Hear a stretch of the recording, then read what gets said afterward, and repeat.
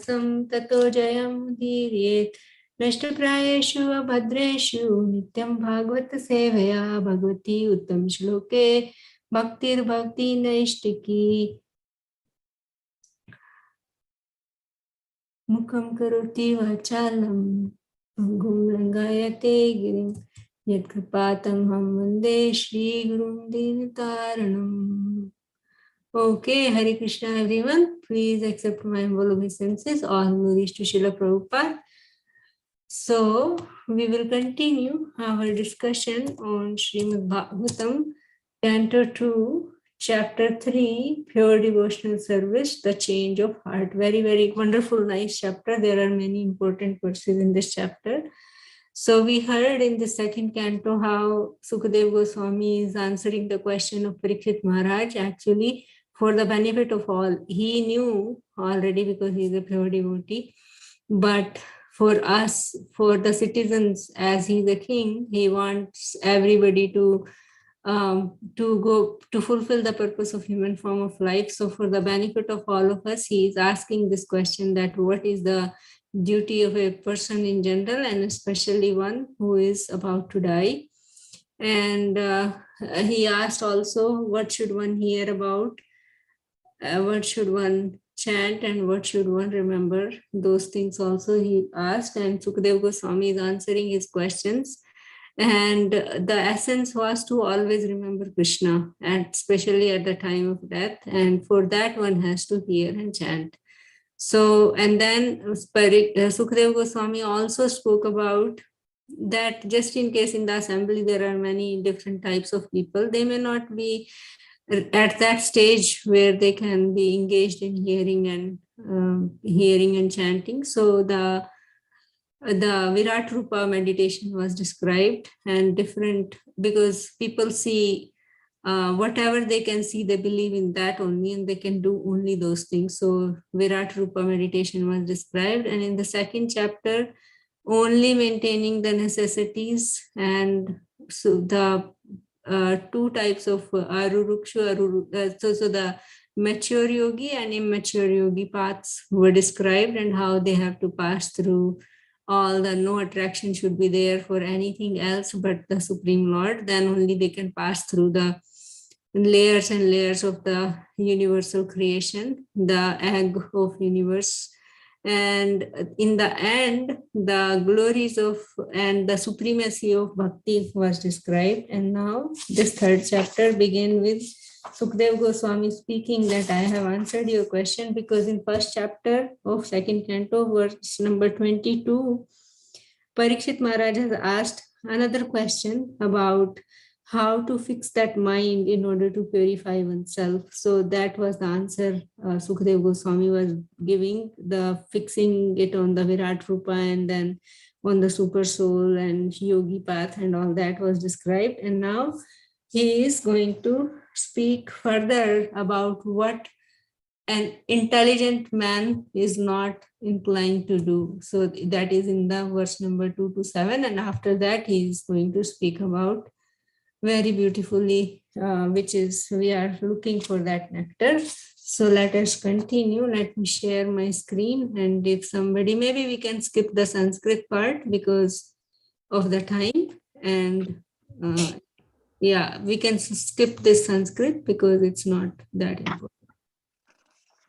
Someone wants to read. So this is from 2 to 7 together. I can read, Mataji. Yeah, sure. Go ahead. Thank you. Text 2 to 7. Translation. One who desires to be absorbed in the impersonal Brahma Jyoti effulgence should worship the master of the Vedas, Lord Brahma or Brihaspati, the learned priest. One who desires powerful sex should worship the heavenly king, Indra, and one who desires good progeny should worship the great progenitor called the Prajapatis. One who desires good fortune should worship Durga Devi, the superintendent of the material world. One desiring to be very powerful should worship fire, and one who aspires only after money should worship the Vasus. One should worship the Rudra incarnation of Lord Shiva if he wants to be a great hero. One who wants a large stock of grains should worship Aditi. One who desires to attain the heavenly planet should worship the son of Aditi. One who desires a worldly kingdom should worship Vishwadeva. And one who wants to be popular with the general mass of population should worship the Sh- Sadhya. Sadhya. Sadhya, Sadhya demigod. One who desires a long span of life should worship demigod known as Ashwini Kumaras. And a person desiring a strong built body should worship the earth. One who desires stability in his post should worship the horizon and the earth combined. One who desires to be beautiful should worship the beautiful residents of Gandharva planet. And one who desires a good wife should worship Apsaras and the Urvashi society girls of the heavenly kingdom. One who desires one who desires domination over others should worship Lord Brahma, the head of the universe. One who desires tangible fame should worship the personality of Godhead. And one who desires a good bank balance should worship the demigod Varuna. If one desires to be greatly learned man, he should worship Lord Shiva. And if one desires a good material relation, he should worship the chaste goddess Uma, the wife of Lord Shiva. Purport. There are different modes of worship for different person desiring success in particular subjects. The conditioned soul living within the purview of the material world cannot be an expert in every type of materially enjoyable asset, but one can have considerable influence over a particular matter by worshipping a particular demigod, as mentioned above. Ravana was made a very powerful man by worshipping Lord Shiva, and he used to offer severed heads to please Lord Shiva. He became so powerful by the grace of Lord Shiva that all the demigods were afraid of him, until he at last challenged the personality of Godhead Sri Ramchandra and thus ruined himself. In other words, all such persons who aspire after gaining some or all of the material objects of enjoyments or the gross materialistic persons are on the whole less intelligent. As confirmed in the Bhagavad Gita 7:20, it is said that there are those who are bereft of all good sense, or those whose intelligence is withdrawn by the deluding energy of Maya, aspire to achieve all sorts of material enjoyment in life by pleasing the various demigods or by advancing in material civilization under the heading of scientific progress. The real problem of life in the material world is to solve the question of birth, death, old age, and disease. No one wants to change his birthright. No one wants to meet death. No one wants to be old or invalid. And no one wants diseases. But these problems are solved neither by the grace of any demigod nor by the so called advancement of the material science.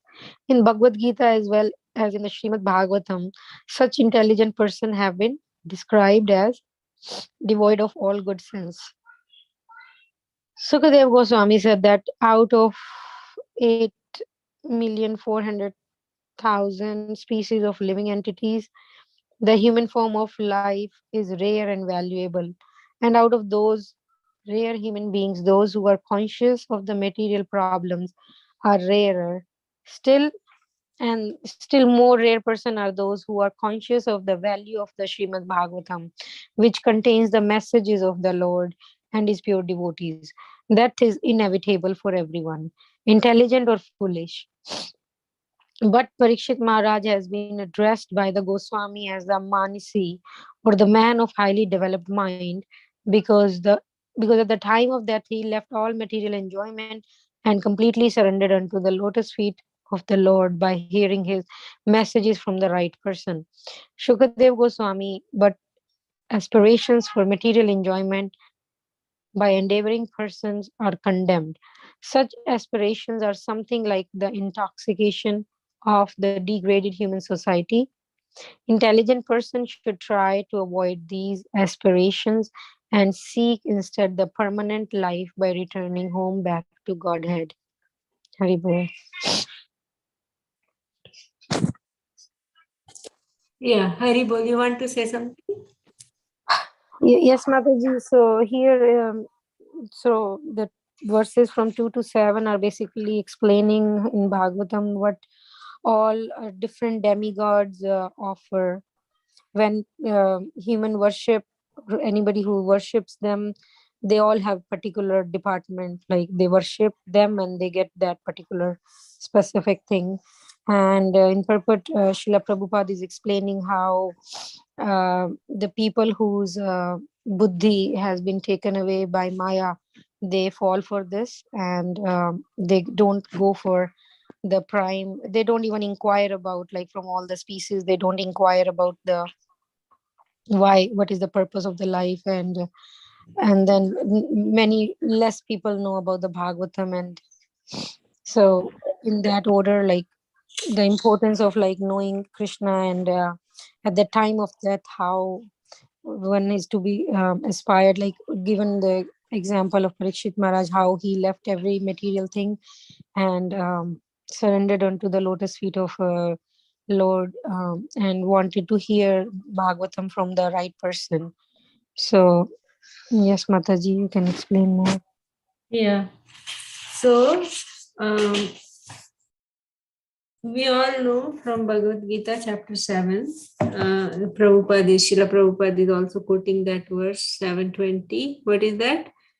Kameshtair hrit jnana prapadyante anya devta tam tam niyamam asthaya prakritya niyataha swaya. So what is it that who have less intelligence, those whose intelligence has been stolen by material desires, Maya, they take shelter of demigods and they follow particular rules and regulations of worship according to their own natures. And later on in chapter 7, again, Krishna says that they are worshipping indirectly me because everything is coming from him, right?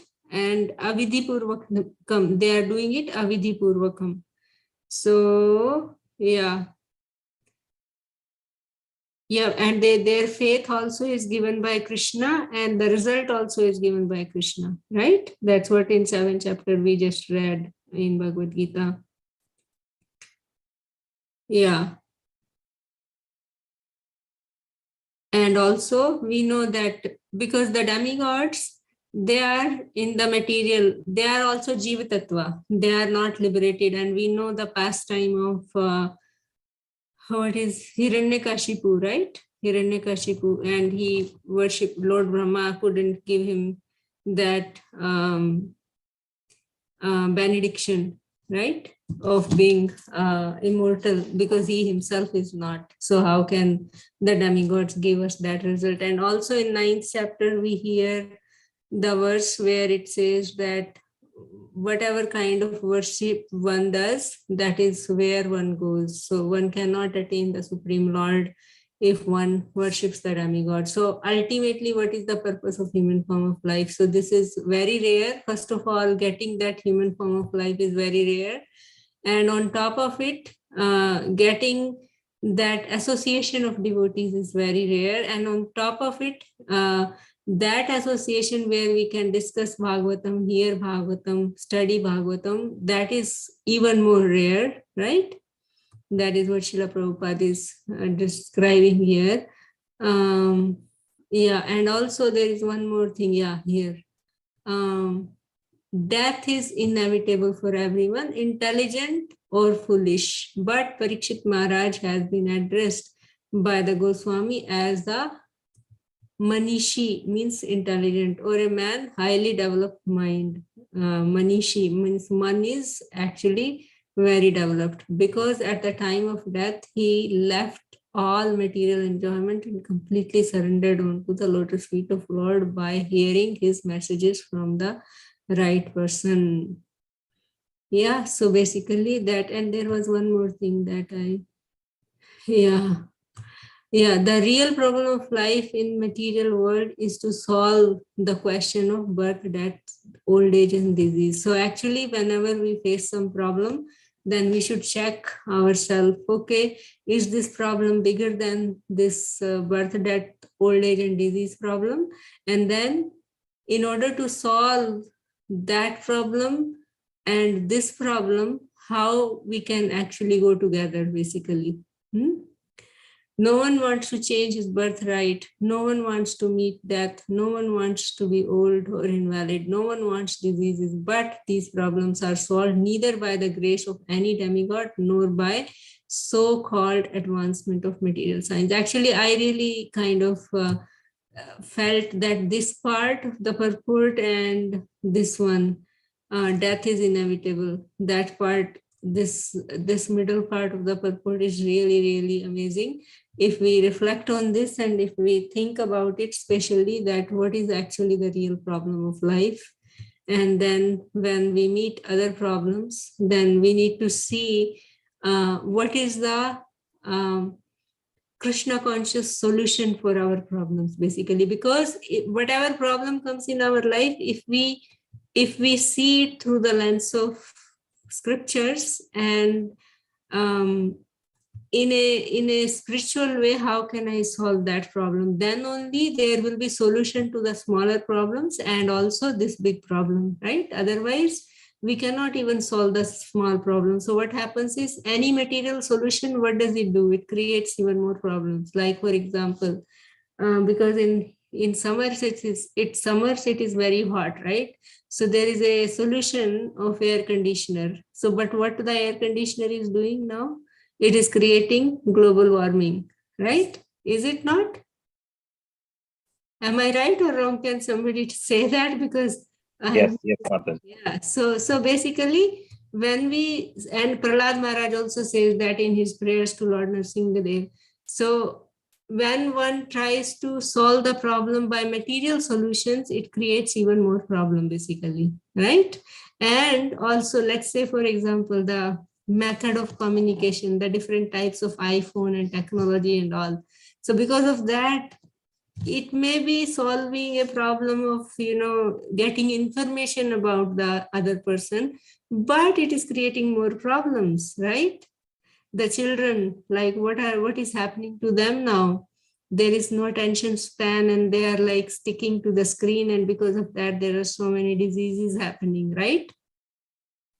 Yes. Yeah. So an environmental problem, so many. So we have industrialized, there is industrialization to solve. Actually, it's not the dharma, artha, kama, moksha problem. So what it has done, basically, so it has separated the families from one another, because for working people go here and there because of this change of meaning, so-called advancement in material civilization, right? Yes, but it seems like, yeah, go ahead, Prabhu. Yeah, it's like all for sense gratification, right? We are going in the wrong direction. Yeah. The whole eco cycle is completely messed up now, right? The human being, they should be eating vegetarian, but because of that, so much agricultural land is used to produce things to feed to the animals that will be slaughtered for fulfilling the taste of tongue of those who cannot live on grains, right? And so, yeah, real solution, always we should actually see the problem in the perspective of these four problems and how these four problems, birth, death, old age, and disease, can be solved. Similarly, only by a spiritual method, not by approaching a demigod or anybody, right? So same way, all other problems also will be actually really root cause can be solved by following a religious spiritual method. Otherwise, it will cause another problem, basically, right? So just like allopathy and Ayurveda, right? Allopathy just cures the symptoms and it creates another problem. But allopathy tries to solve the root cause of the problem, right? Yes, Mataji. Let's move on to the next verse. Someone wants to read? I can read. Go ahead. Yeah, go ahead. Go, Prabhu. Go ahead. So text 8. Yeah, go ahead. I'll go ahead. So Mataji, should I read the Sanskrit or just translation? Yeah. This one we can read because that was the long thing, right? Yeah. Okay. Dharma artha uttama shlokam tantu tanvan pittam yajet pitrin yajet raksha kama punya janan ojas kamo marud ganan. Translation and purport by Srila Prabhupada. Srila Prabhupada ki jai. One should worship Lord Vishnu or his devotee for spiritual advancement in knowledge and for the protection of heredity and advancement of a dynasty. One should worship the various demigods. Purport. The path of religion entails making progress on the path of spiritual advancement, ultimately reviving the eternal relation with Lord Vishnu in his impersonal effulgence, his localized Paramatma feature, and ultimately his personal feature by spiritual advancement in knowledge. And one who wants to establish a good dynasty and be happy in the progress of temporally bodily relations should take the shelter of the Pitas and the demigods and the other pious planets. Such different classes of worshippers of different demigods may ultimately reach the respective planets of those demigods within the universe, but he who reaches the spiritual planets in the Brahma Jyoti achieves the highest perfection.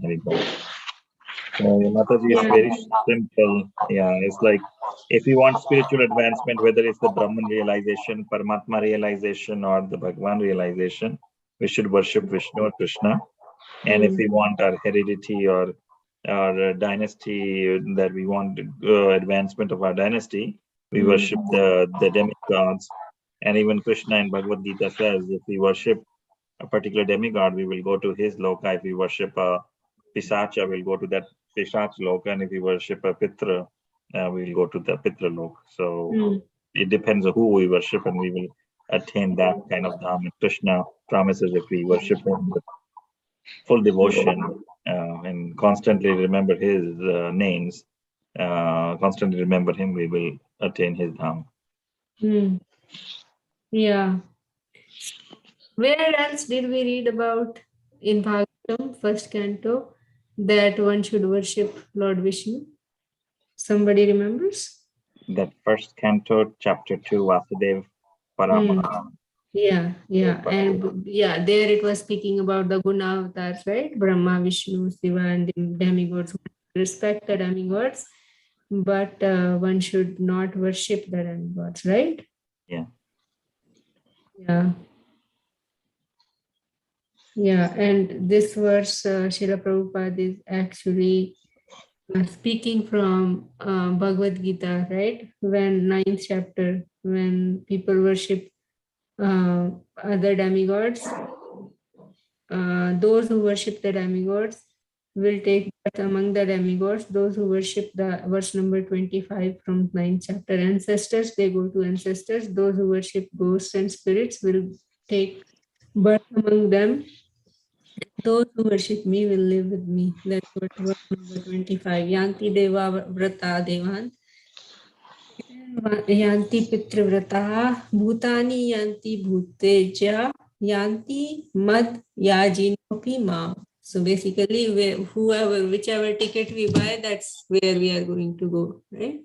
And because demigods, they are the Jiva Tattva and they are affected by modes of material nature, so they cannot give us transcendence. Only Vishnu, who is transcendental, can give us transcendence. All right, so let's move on to the next verse. I can read that. Yeah. Thank you. Rajyakamo manundevam niritam tav abhicharan yaje kama koma yajet somam akama purusham param. Translation purpose by Srila Prabhupada ki jai. One who desires domination over a kingdom or an empire should worship the Manus. One who desires victory over an enemy should worship the demons. And one who desires sense gratification should worship the moon. But one who desires nothing of material enjoyment should worship the Supreme Personality of Godhead. Purport. For a liberated person, all the enjoyments listed above are considered to be absolutely useless. Only those who are conditioned by material modes of external energy are captivated by different types of material enjoyment. In other words, the transcendentalist has no material desires to be fulfilled, whereas the materialist has all types of desires to be fulfilled. The Lord has proclaimed that the materialists who desire material enjoyment and thus seek the favor of the different demigods, as above mentioned, are not in control of the senses and so give themselves to nonsense. One should therefore not desire any sort of material enjoyment, being sensible enough to worship the Supreme Personality of Godhead. The leaders of nonsensical persons are still even more nonsensical because they preach openly and foolishly that one can worship any form of demigod and get the same result. This sort of preaching is not only against the teaching of the Bhagavad Gita, or those of the Srimad Bhagavatam, but it's also foolish, just as it is foolish to claim that with the purchase of any travel ticket, one may reach the same destination. No one can reach Bombay from Delhi by purchasing the ticket for Baroda. It is clearly defined herein that the persons impregnated with different desires have different modes of worship. But one who has no such desire for material enjoyment should worship the Supreme Lord Sri Krishna, the personality of Godhead. And this worshipping process is called devotional service. Pure devotional service means service to the Lord without any tinge of material desires, including desire for fruitive activity or empiric speculation. For fulfillment of material desires, one may worship the Supreme Lord, but the result of such worship is different and will be explained in the next verse. Generally, the Lord does not fulfill anyone's material desires for sense enjoyment, but he awards such benedictions to worshippers of the Lord, for they ultimately come to the point of not desiring material enjoyment. The conclusion is that one must minimize the desires for material enjoyment, and for this one should worship the Supreme Personality of Godhead, who is described as Param, or beyond anything material. Sripad Sankaracharya has also stated, Narayan Paro Vyakta, the Supreme Lord is beyond the material enrichment. Hare Krishna. Hare Krishna, Prabhu. You want to say something, Prabhu? Yes, Mataji. So this verse continues from the previous one, saying in order to get in what benefits, what kind of worship of demigods should be done. But then Prabhupada says that, by worshipping the Supreme, you're not worshipping for money. Anybody who doesn't want any material desires should worship the Supreme. And even if somebody has material desires, should worship the Supreme, although the Lord may not fulfill those desires because it would be material. But the important thing is to worship the Supreme Lord and not any of the demigods.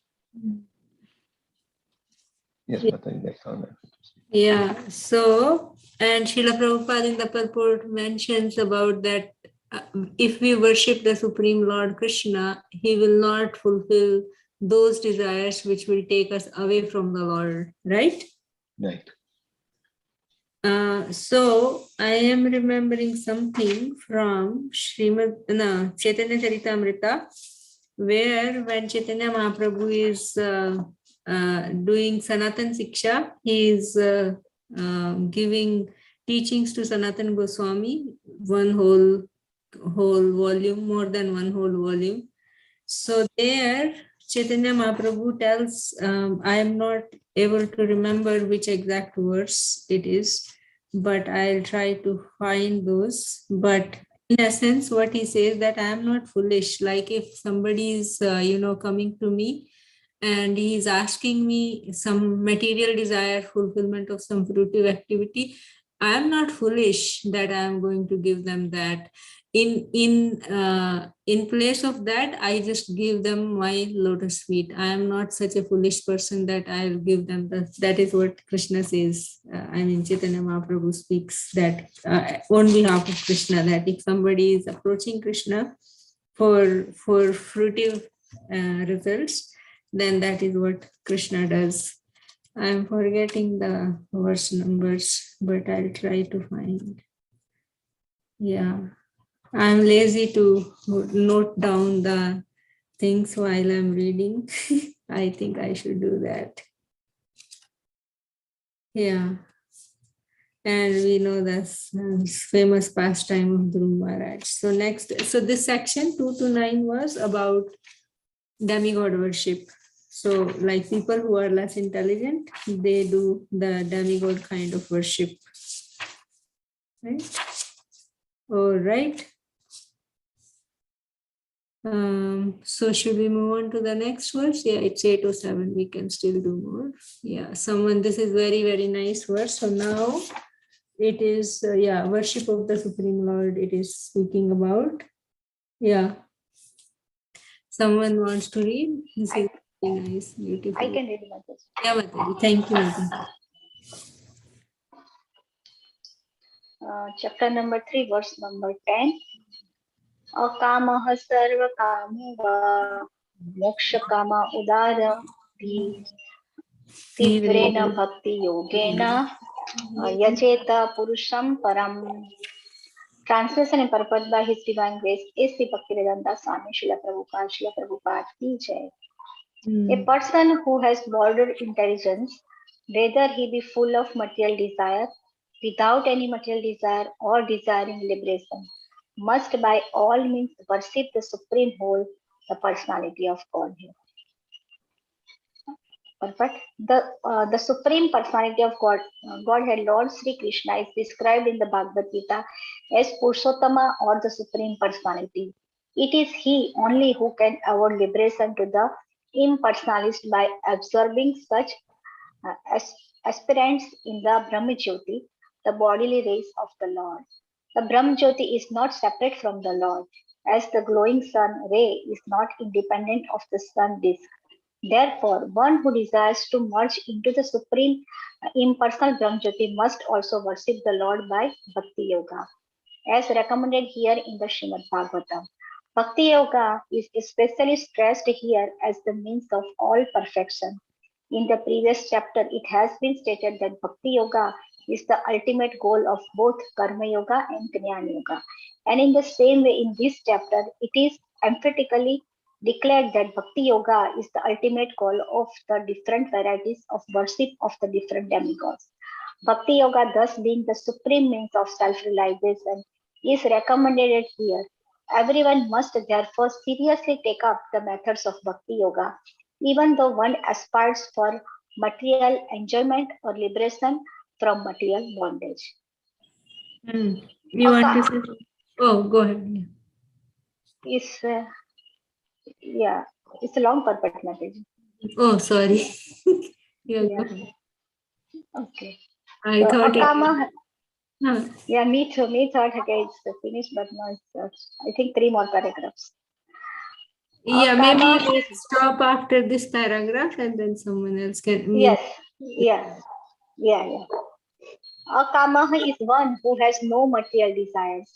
A living being, naturally being the part and parcels of the supreme whole Puranam, has as his natural function to serve the supreme being, just as the parts and parcels of the body or the limbs of the body are naturally meant to serve the complete body.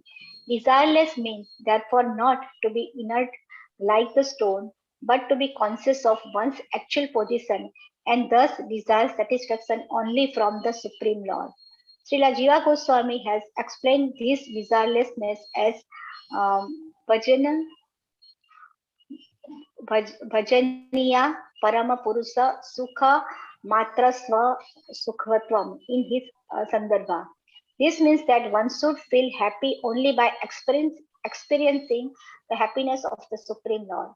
The intuition of the living being is sometimes manifested even during the conditioned stage of a living being in the material world. and such intuition is expressed in the manner of altruism, philanthropy, socialism, communism, etc., by the undeveloped minds of less intelligent persons. In the mundane field, such an outlook outlook of doing good to others in the form of society, community, family, country, or humanity is a partial manifestation of the same original feeling in which a pure living entity feels happiness by the happiness of the Supreme Lord. Such superb feelings were exhibited by the damsels of Rajabhumi for the happiness of the Lord. The gopis loved the Lord without any return, and this is the perfect exhibition of the akamaha spirit. Kama spirit or the desires for one's own satisfaction is fully exhibited in the material world, whereas the spirit of akama is fully exhibited in the spiritual world. Haribol, you want to say something? Yes, Mataji. So here Srila Prabhupada explained about the Bhakti Yoga in first paragraph. He emphasized whatever you want to do, just do Bhakti Yoga. Like if we want to even the merge in the Brahm Jyoti, just do Bhakti Yoga. If you have any material desire, if you have liberation from material bondage, so that Srimad Bhagavatam says we have to do the Bhakti Yoga. That is the best process. And the second paragraph here they said about the akama and kama. Akama means to satisfy the Krishna's desire. We have to serve Krishna without any material motives. We have to know our constitutional position. We are the part and parcel of the body. Saying that we are the part and parcel of the Supreme, so we have to serve the Krishna. So just like the gopis, they are they have a akama means that they are just serve Krishna without any material without any return anything. And kama means the material people they want to satisfy themselves. So that is for kama. Yeah, but all of us have that experience that when we do something for others, then we feel more happy. Yes. Yeah. Yes.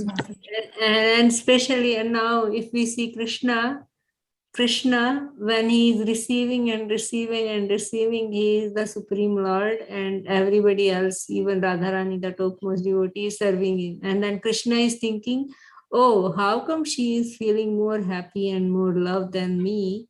And he cannot experience that unless he becomes that, right?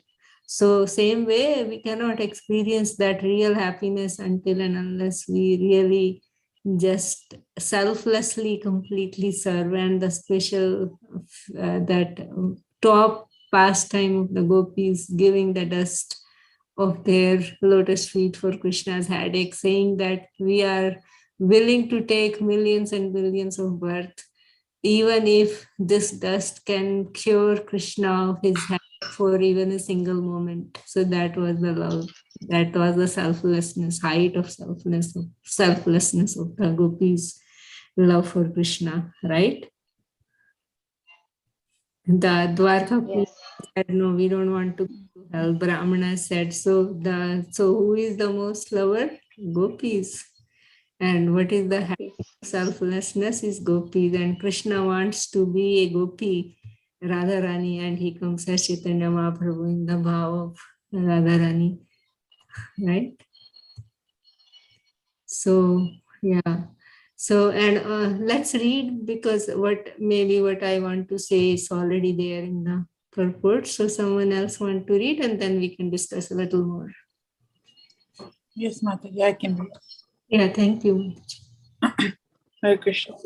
Very Thoughts of becoming one with the Lord or being merged in Brahma Jyoti can also be exhibitions of Krishna spirit if they are desires of one's Mataji, Kama spirit.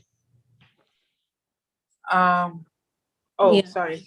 Yeah. Exhibitions of Kama spirit if they are desires for one's own satisfaction to be free from material miseries. A pure devotee does not want liberation so that he may be relieved from the miseries of life. Even without so-called liberation, a pure devotee is aspirant for the satisfaction of the Lord. Influenced by the Kama spirit, Arjuna declined to fight in Kurukshetra battlefield because he wanted to save his relatives for his own satisfaction. But being a pure devotee, he agreed to fight on the instruction of Lord because he came to his senses and realized that satisfaction of the Lord is the cost of his own satisfaction, which was his prime duty. Thus, he became akama. That is the perfect stage of a perfect living being. Udara diha means one who has a broader outlook. People who desire for material enjoyment worship small demigods, and such intelligence is condemned in Bhagavad Gita 7.20 as Dhrita Jnana, the intelligence of one who has lost his senses. One cannot obtain any results from demigods without getting sanction from the Supreme Lord. Therefore, a person with a broader outlook can see the ultimate authority is the Lord, even from material benefits. Under the circumstances, one with a broader outlook, even with the desire for material enjoyment or for liberation, should take the worship of Lord directly. As everyone, whether as a karma, a kama, or sakama, or moksha kama, one should worship the Lord with great expedience. This implies that bhakti yoga may be perfectly administered without any mixture of karma and jnana. As the unmixed sun ray is very forceful and is therefore called tivra, similarly, unmixed bhakti yoga of hearing, chanting, etc., may be performed by one and all regardless of inner motive. Okay, you want to say something? Yeah, Mataji, I will try.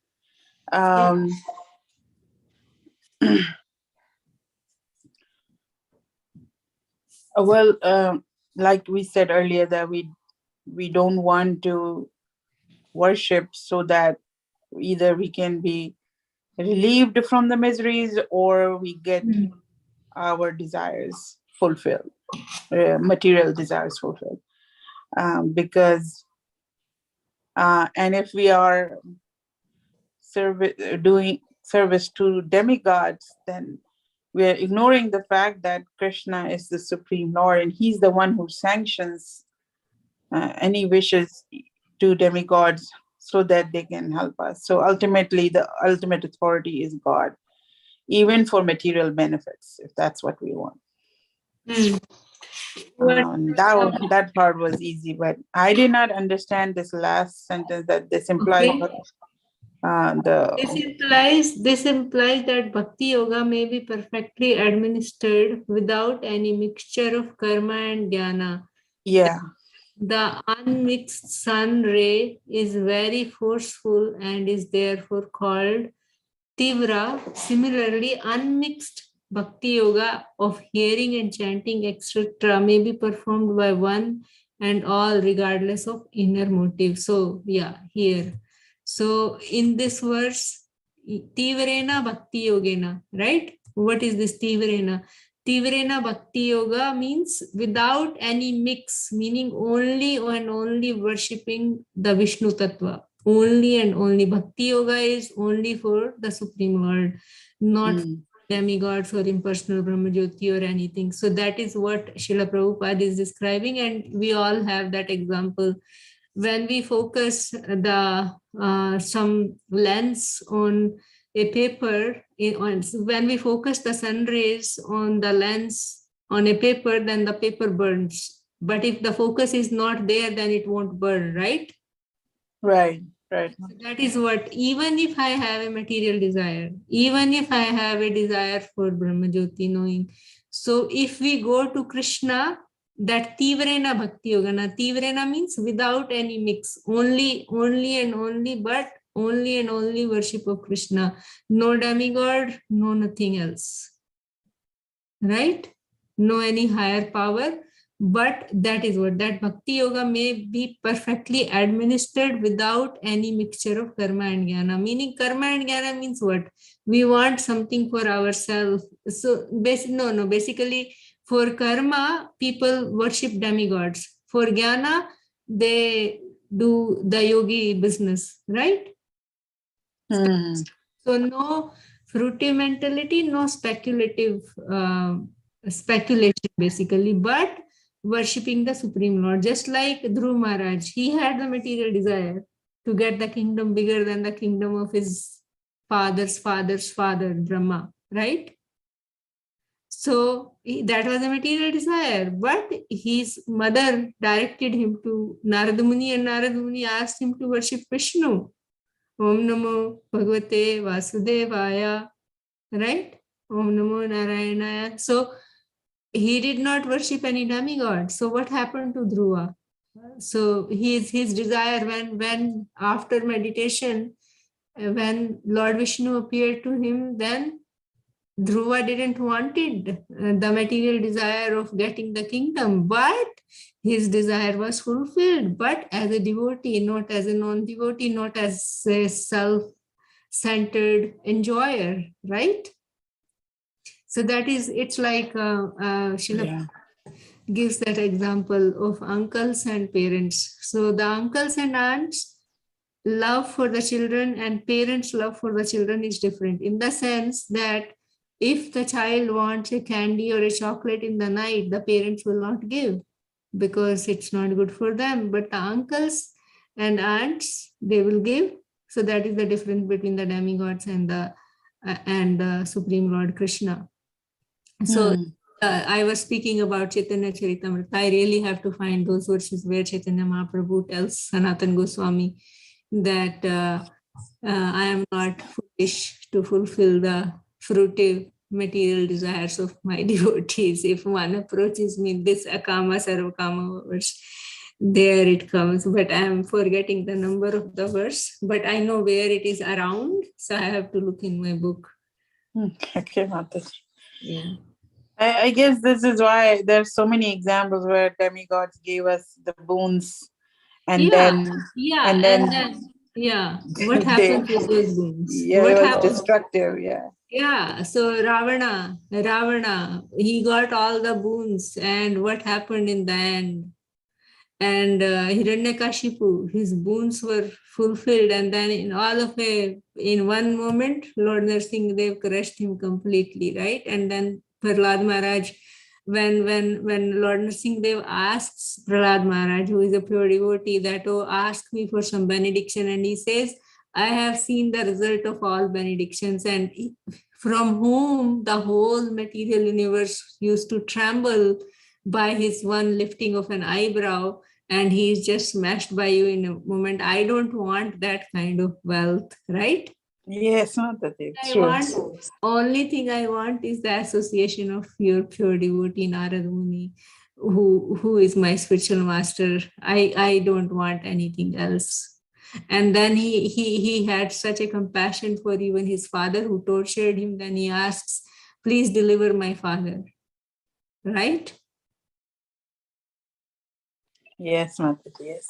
So, and then what does Narsingh Dev Bhagwan says? That because you are my devotee, your 21 generations up and down are all delivered. So there is devotee. Yeah.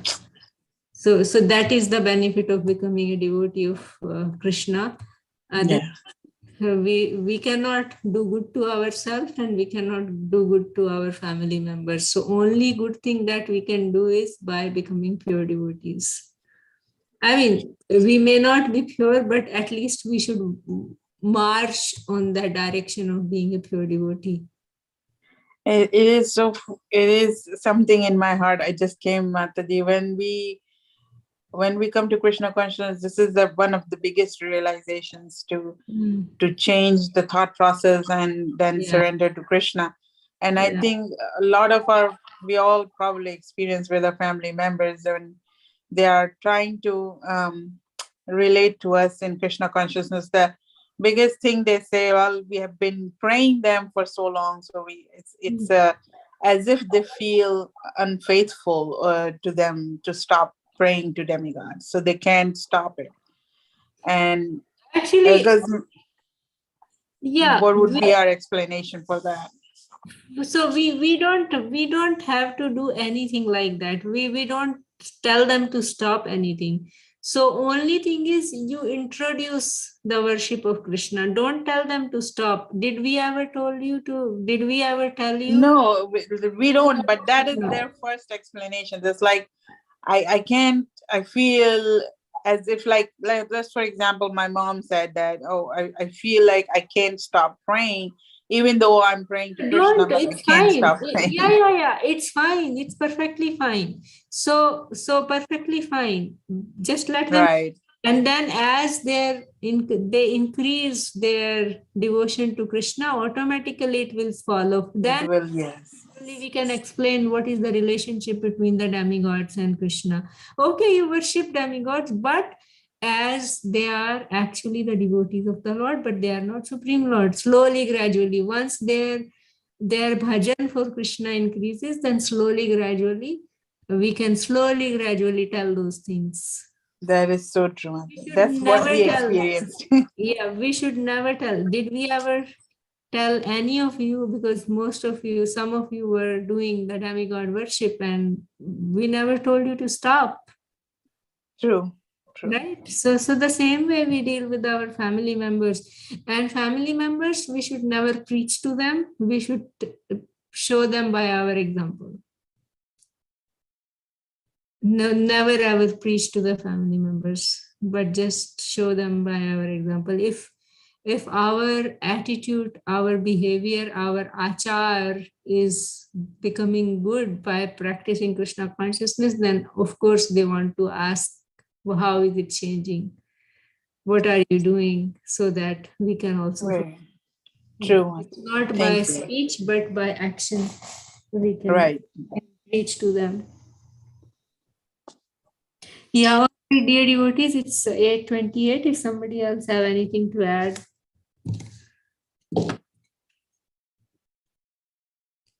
Nothing? Okay, then if nothing, then we will end here. If we can chant